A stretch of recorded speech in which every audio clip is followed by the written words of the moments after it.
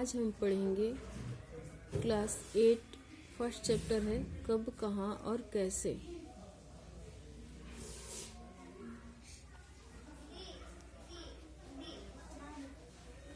हम यहाँ से प्रारंभ करते हैं। पुनर्जागरण आधुनिक युग को जन्म देने वाले अनेक परिवर्तनों की शुरुआत सबसे पहले यूरोप में हुई। 15वीं शताब्दी में इटली एक नया आंदोलन आरंभ हुआ जिसे पुनर्जागरण कहा जाता है। इस आंदोलन ने लोगों को स्वतंत्र रूप से सोचने और पहले से चले आ रहे सिद्धांतों पर प्रश्न उठाने के लिए प्रेरित किया। फलतः वैज्ञानिक पद्धति का प्रसार हुआ। वैज्ञानिक पद्धति का अर्थ है प्रश्न प्रस्तुत करके प्रयोग द्वारा सत्य को जानना। प्रश्न चिन्ह लगाने की इस आज़ादी ने लोगों को अपने ही शासकों के प्रति आवाज़ बुलंद करने के लिए भी प्रेरित किया।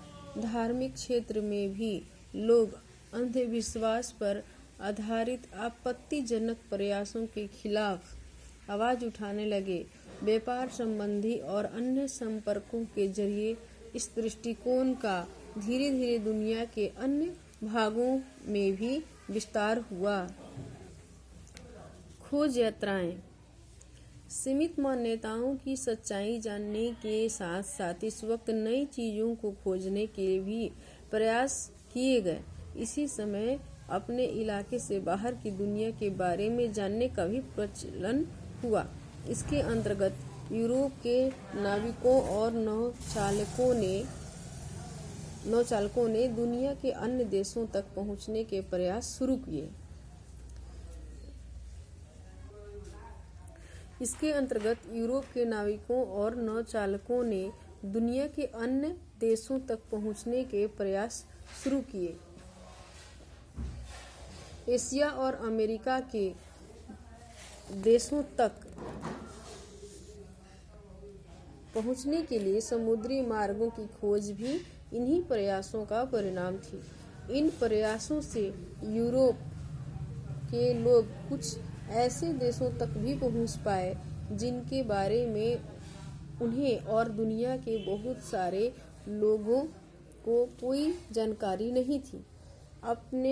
आपने स्पेन के प्रसिद्ध नाविक कोलंबस के बारे में सुना होगा,